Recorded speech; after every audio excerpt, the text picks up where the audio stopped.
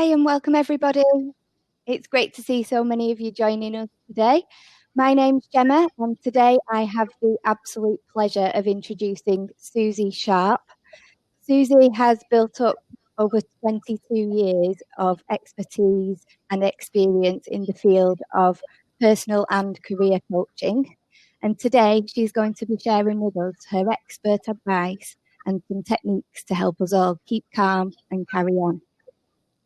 Susie's presentation will last around 40 minutes, and during the presentation, please add any questions you have to the Q&A panel that you'll find at the right-hand side of your screen. And then at the end of the presentation, we will do our best to answer as many of those questions for you. So without further ado, I'd like to welcome Susie Sharp. Good morning. My name is Susie Sharp and I would like to share with you this morning some techniques and some mind management models which are designed to help you deal with incoming stress, or in other words, just how do you keep calm and carry on. A little bit about me first. I have been running key change training consultancy for the past 22, almost 23 years. I've clocked up 10,000 hours of career, life and business coaching. And as you can see, I've worked with a lot of different businesses right the way across the spectrum, from working with the long-term unemployed, with ex-offenders and offenders, through to all sorts of government institutions and unions, right the way through to universities. I've also worked with many corporates, as you can see, the brands that I've worked with, and global brands where I've worked all the way across Europe. Now, the coaching that I do at the moment, time and time again, the same question is coming up always. How do I deal with what's going on around me? How am I going to manage the future when I don't know what it is? But once again, it's actually learning to deal with it and learning how to keep calm and carry on. Now, this was brought into being by the Ministry of Information in 1939. Now, literally, it was to boost morale within the wartime effort, and it was a clear message of sober restraint in troubled times. The silent generation, those born pre-1945, took it upon themselves to literally, no matter what was going on around them, they kept it to themselves, and they did their damnedest to keep calm and carry on. So it's to do with a situation where no matter what's going on around you, you can't change it. Things are happening that you have no control over. The only thing that you can manage is your response to it. The only thing that you can really know how to deal with it, is by dealing with it the best you possibly can. Now, this actually came up again in the year 2008. It had gone quiet, but in 2008, there was the credit crunch and the financial services industry went into meltdown. And once again, there was nothing anybody could do about it. So this became once again very, very popular. All over mugs and tea towels and posters. You could always get that wherever you went, there was something telling you to keep calm and carry on.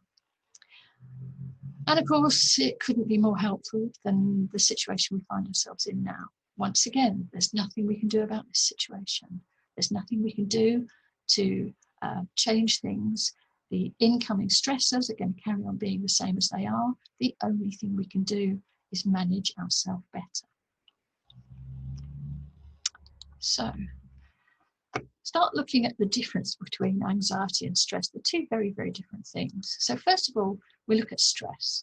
Now, in modern day language, we have actually decided that I suffer from stress. I am stressed. It's as if stress is on the inside of you, but it's actually not like that. When you're looking at the what stress really means, it's from the outside. It's in your outside world.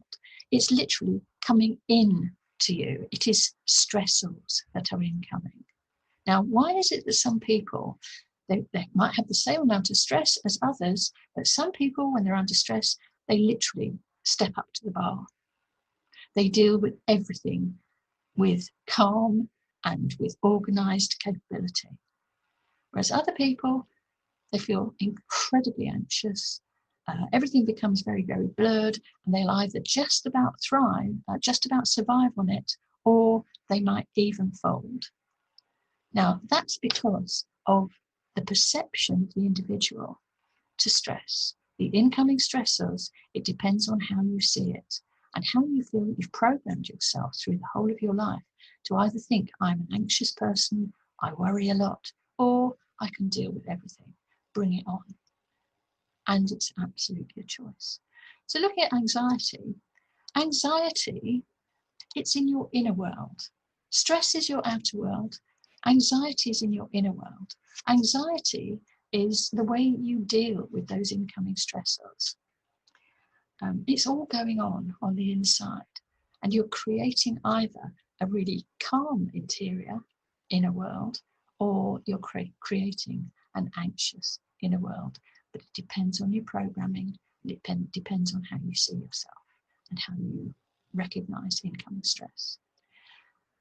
Let's show you a classic moment of stress that we've all had an experience of in the past. Okay, we have the examination hall. Now, some of you may have actually experienced this kind of classic moment of stress a lot closer than others of us, but it's always the same. Imagine that you're looking up at a great clock on the wall, and the clock on the wall is saying 9 o'clock. And just as it clicks over to 9 o'clock, somebody at the front of the room says, you may now turn over your paper. How do you feel at that moment, turning over that paper? What is that moment like? You might feel that your heartbeat has increased. You might feel butterflies in your stomach, or worst case scenario, you might feel a bit sick. You might feel heat rising. You might even have a slight tremor. Now, what is that? You are having an incoming stressor, which is the exam, and you are feeling fear as a response. Activator is the examination. Fear is your response. Now, why fear? Why do we feel fear in the face of an examination? I'll explain that in a moment. Now, let's take another scenario, okay? You've really, really loved the topic. You have really enjoyed every single moment of the learning, and you've done really well in all of your assignments. You found it an absolute pleasure to cram this exam. And at the same moment where somebody says, you may now turn over the paper, what once again is the physiological responses that you're having to it? Once again, you might feel your heart rate increase. You might feel your breathing become more shallow. You might find that you've got those butterflies in your stomach. You might even feel that slight tremor or the heat rising. But that's because you're feeling excitement. Excitement and fear are both different sides of the same coin.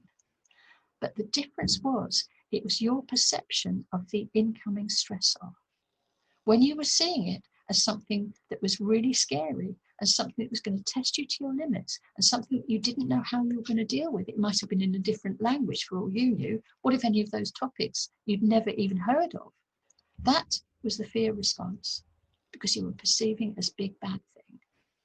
But if you had perceived it as being a pleasure, a joy, you were looking forward to it. It was your perception of the situation that gave you a completely different response to that incoming stress.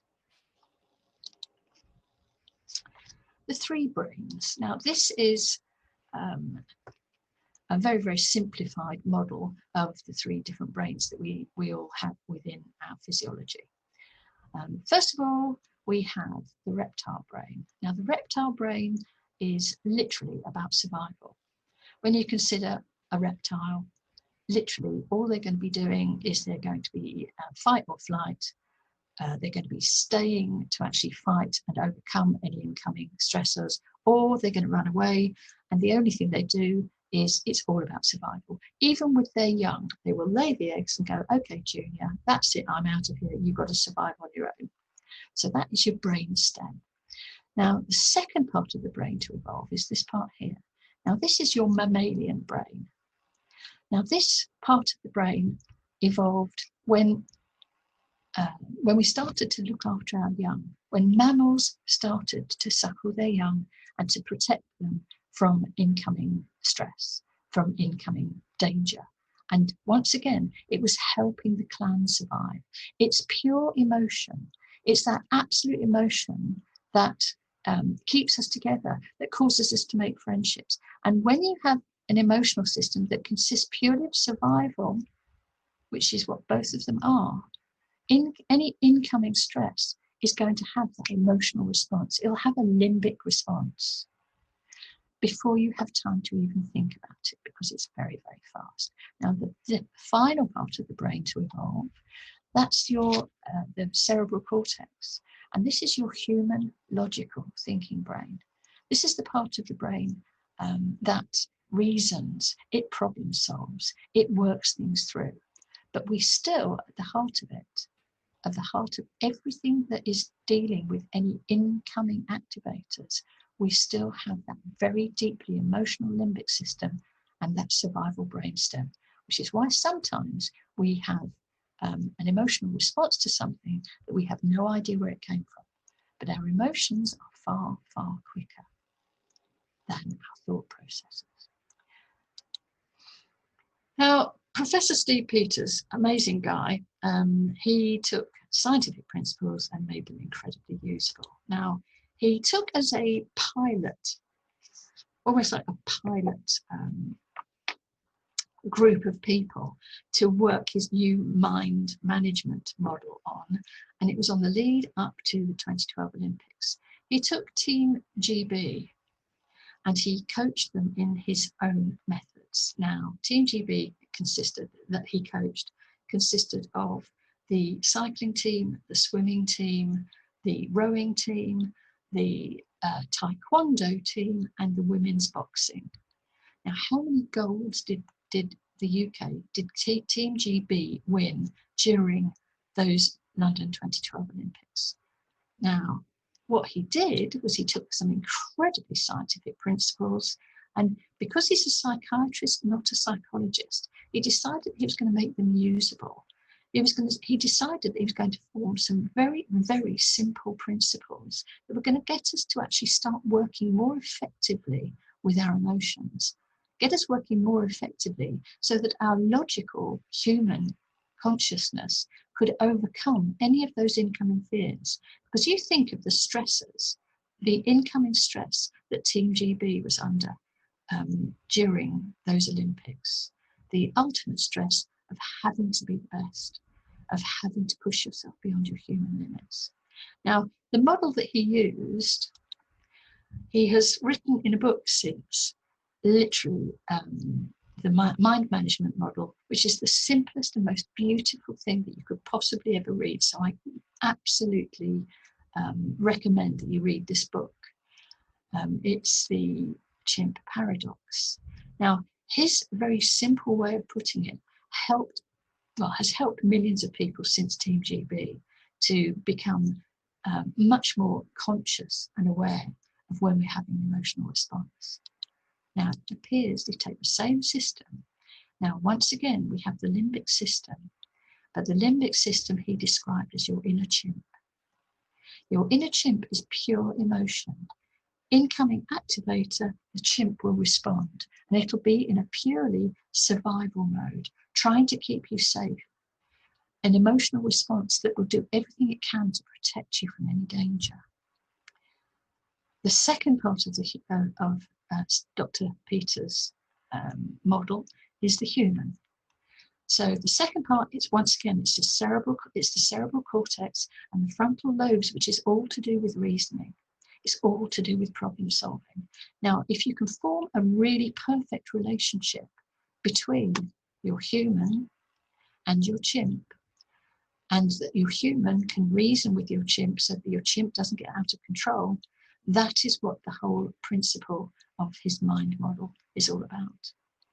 The chimp is 5 times stronger than your human and responds 5 times faster than your human brain. both of them have the capability to program the third part of the brain, which Steve Peters called your inner computer.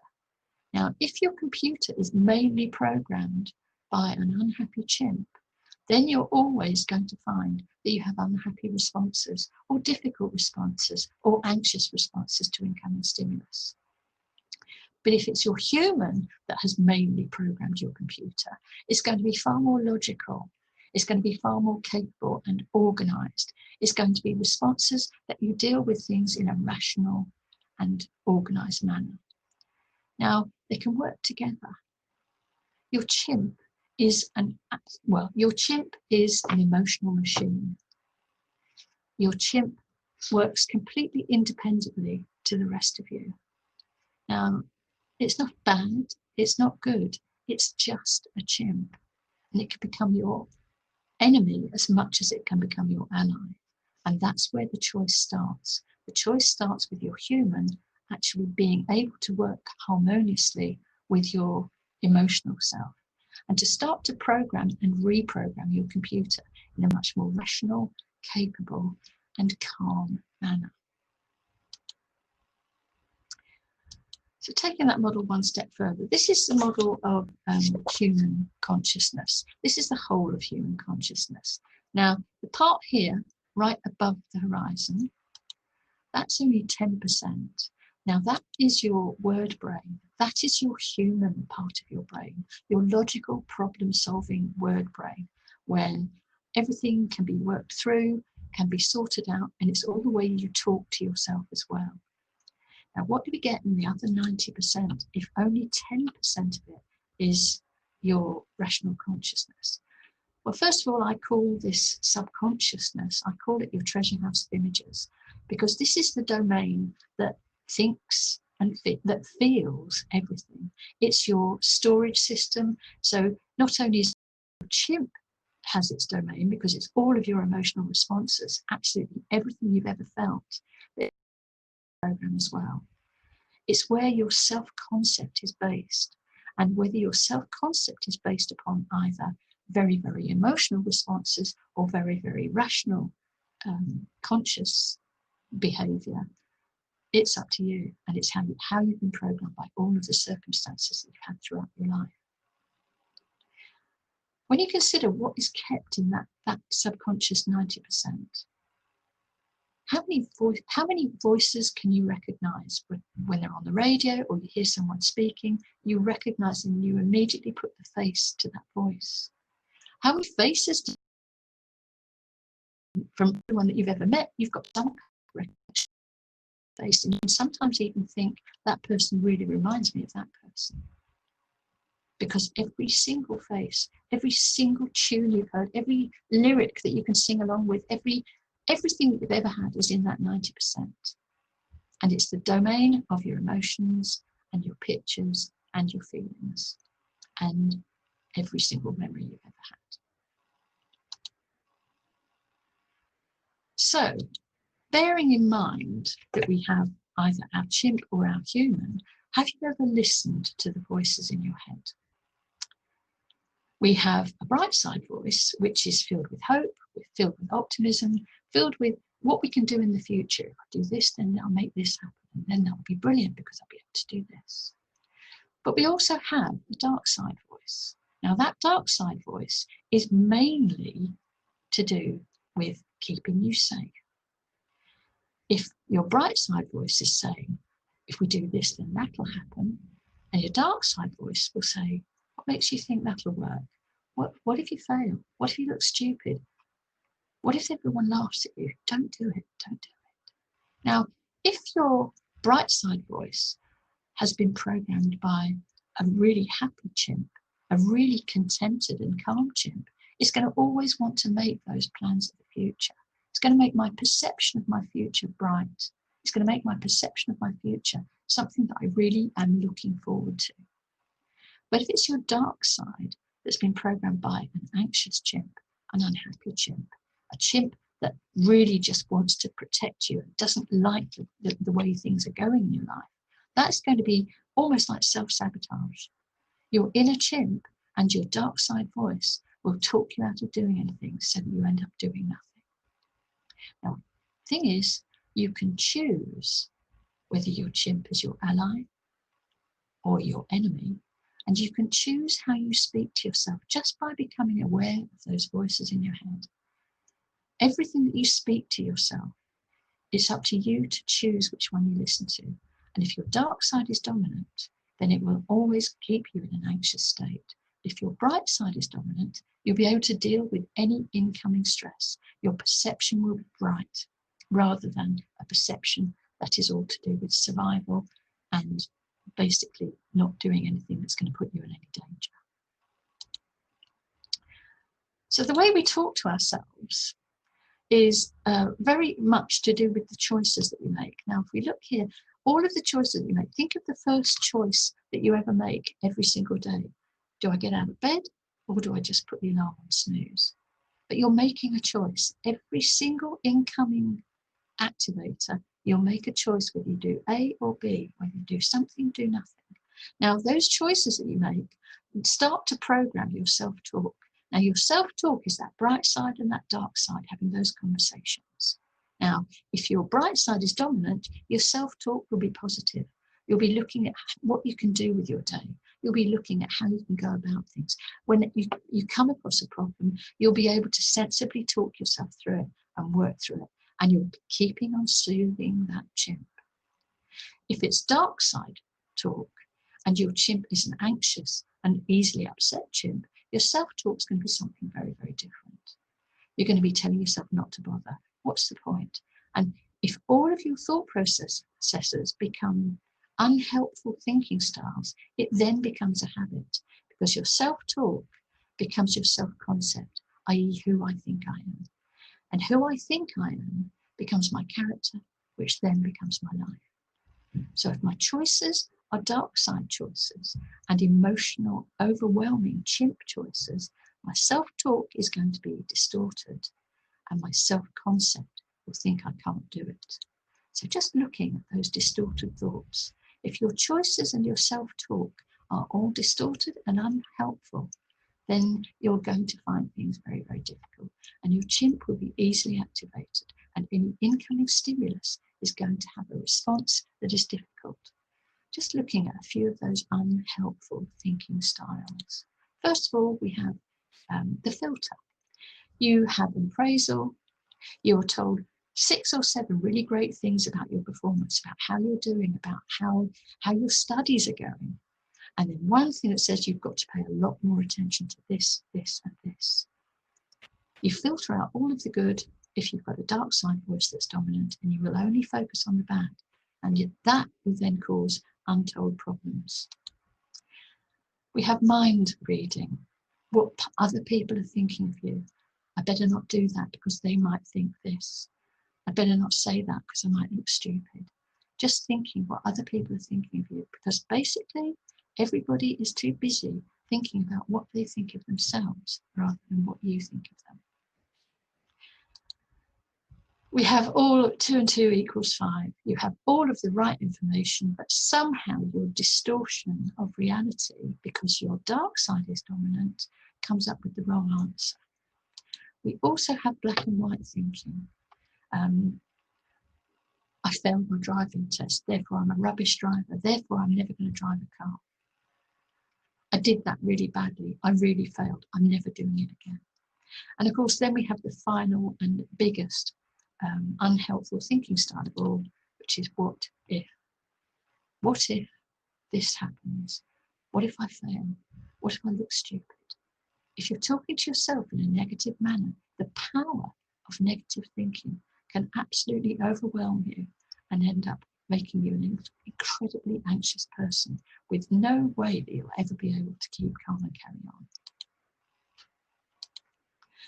So looking at the 2 different ways, if you have an incoming stressor, and of course we all have those all the time, if you are in a negative state, a state that is listening to your over-emotional, over-anxious chimp, if you are having just purely negative emotional responses to any incoming stimulation, the brain will always produce 2 stimulate two different areas. First of all, the pituitary gland will stimulate your ACTH, which I can't pronounce, so I'm just going to call it ACTH, which will then go and activate your adrenal glands, which are putting you in fight or flight mode.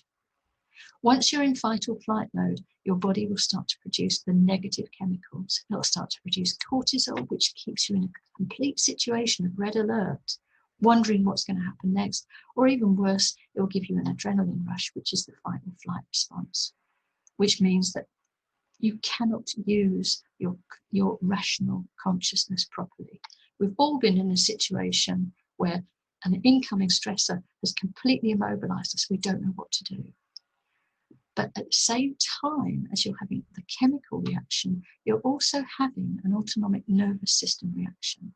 So all of your nerve endings are working, and it can work in one of two ways.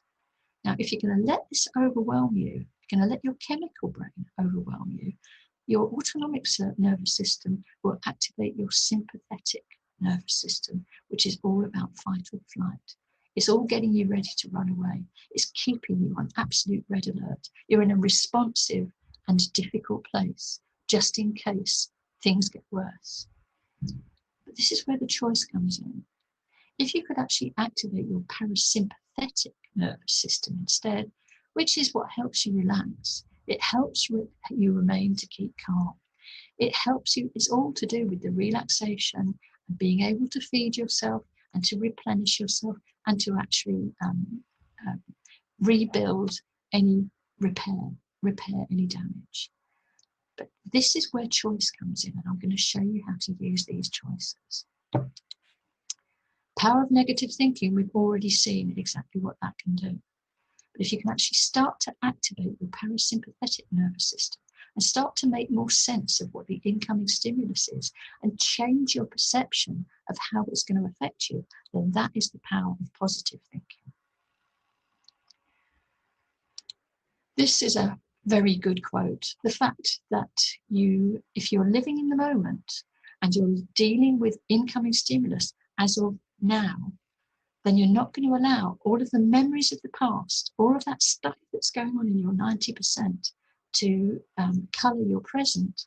And then it will help you also not allowing your past and past memories of things to actually colour your future. Because if you're living in now and choosing how you respond, you're going to find that you can actually manage to keep calm and carry on. Because it's only either your memory of the past or your imagination of the future that you're activating. So what are these?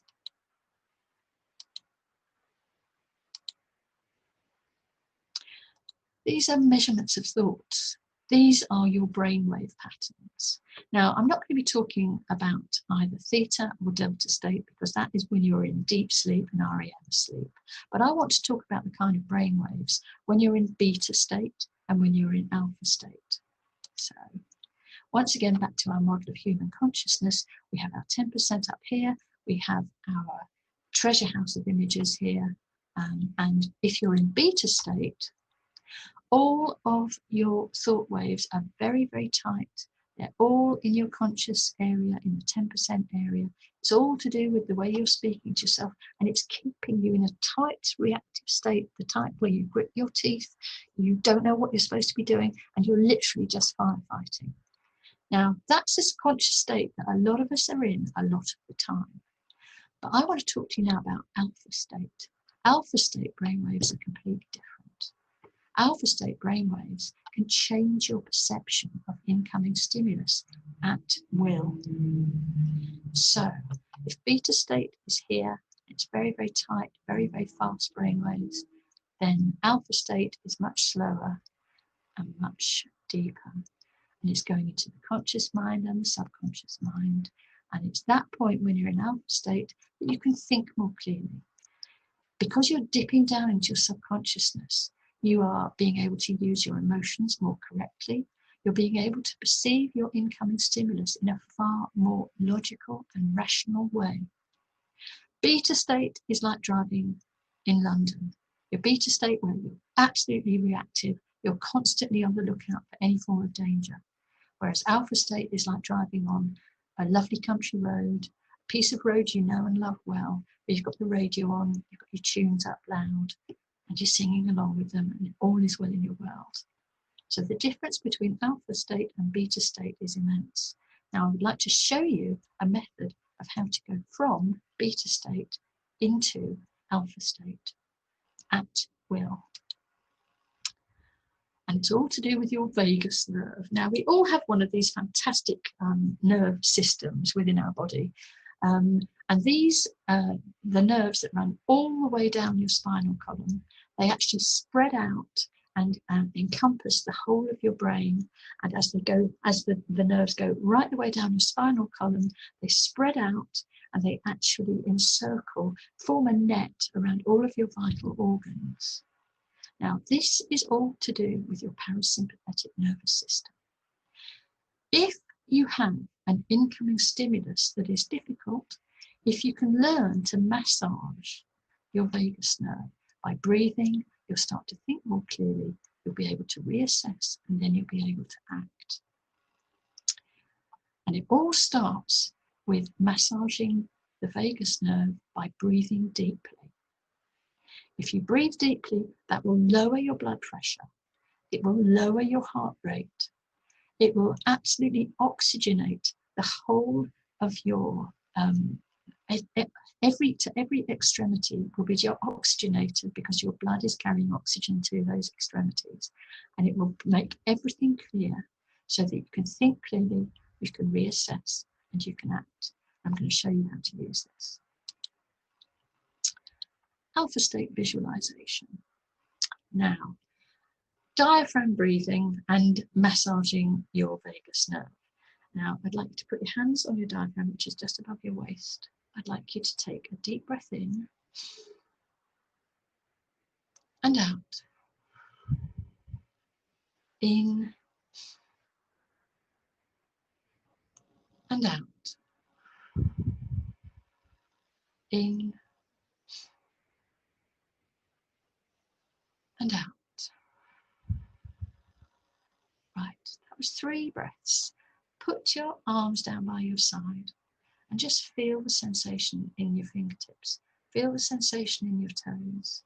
Now, because you have actually oxygenated your blood by using all of your lung, rather than just the top 5th of your lung that you normally utilize, then you have put maximum oxygen into your system. You should be able to feel a little tingling in your fingertips, like a little fizzing of oxygen molecules, right the way down to your toes. Your hands would have felt heavier. Now, that's because the muscles have started to relax. And you have had a very relaxed response in just 3 breaths. So I'd like to take you through an alpha state visualization. We're going to do some deep breathing. We are going to do some relaxation. And then I'm going to take you through a visualization that you can utilize at any time you wish to remain absolutely calm. This is going to take just a few minutes. And when you decide that you're having an incoming stimulus that is causing you to have a response to the incoming stressor that isn't the way you want it to be, you'll be able to take yourself away. You'll be able to do some breathing, relaxation, and this visualization, and you'll be able to feel completely calm, and you'll be able to carry on. We've all been to a beach like this. We all know somewhere that is beautiful, powdery white sand. Absolutely still, beautiful, turquoise blue sea, and an absolutely cloudless sky. So this is where we're going to be going. Right, I'd like you to make yourself comfortable, and then I'd like you to close your eyes. Closing your eyes, take a deep breath in and out. In and out. Breathing in and out. And with every breath in, you're feeling more relaxed than the last. Breathing in and out. Feeling your heart rate slowing. Feeling your muscles relaxing. Feeling yourself calm and warm and comfortable as you breathe in and out.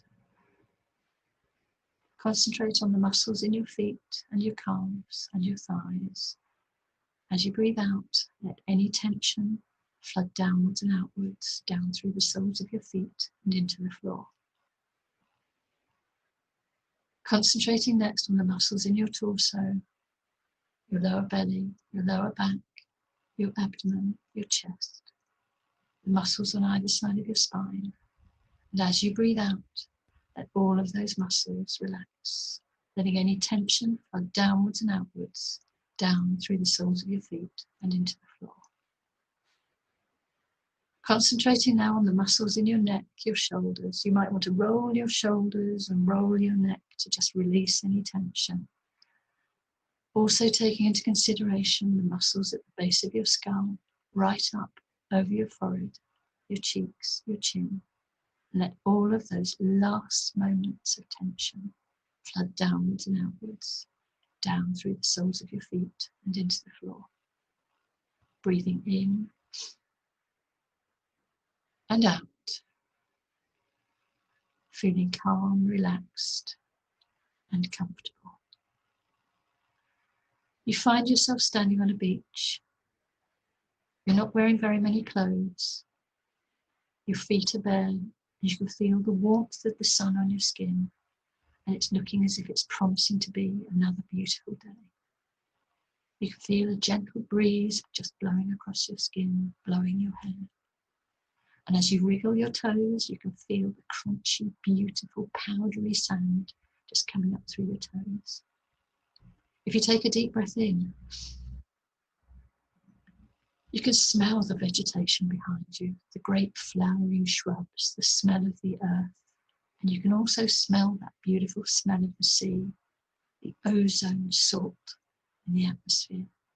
And you can smell the smell of your skin, that beautiful warm smell of skin when it's hot. You will decide to walk down the beach. You walk down to the water's edge. And as you feel that first rush of cold water, as it just laps over your feet, you look out to the horizon.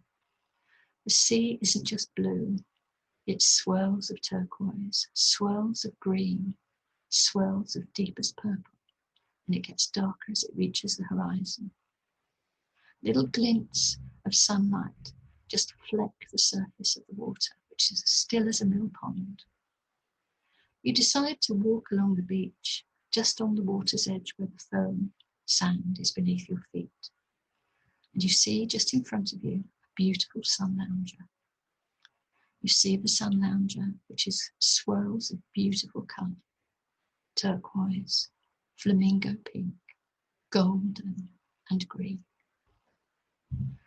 As you walk towards it, you see there's a parasol and there's a table with your favourite drink on it. You sit down and you feel the sun lounger as it takes your weight, and you swing your legs up, lie back, and the sunlight is hidden from your eyes by the parasol.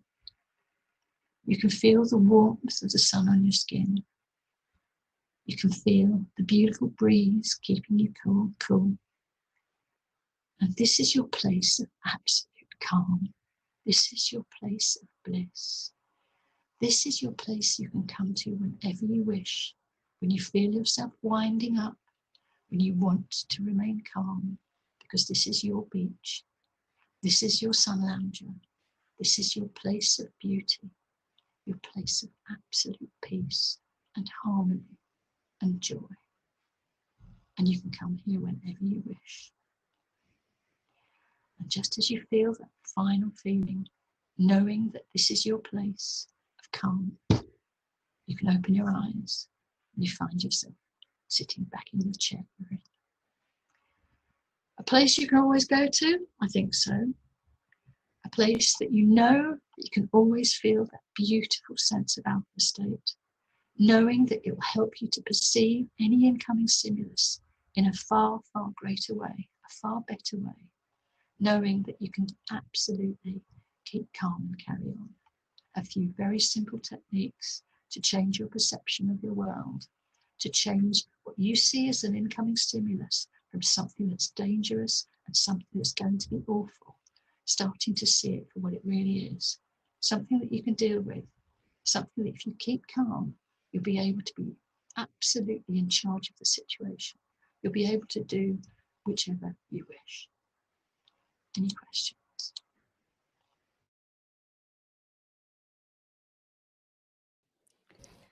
Wow, thank you, Susie. That was absolutely fascinating and very calming, I must admit. We do have a few questions coming through the live Q&A. So if you're happy, I'll get started to answer those, ask you those. Please do. So the first question we have is from Graham, who has asked, is there any effective way to stay focused for long periods, as I suffer from PTSD and have tried different things to no avail? PTSD is it's a very specialist area.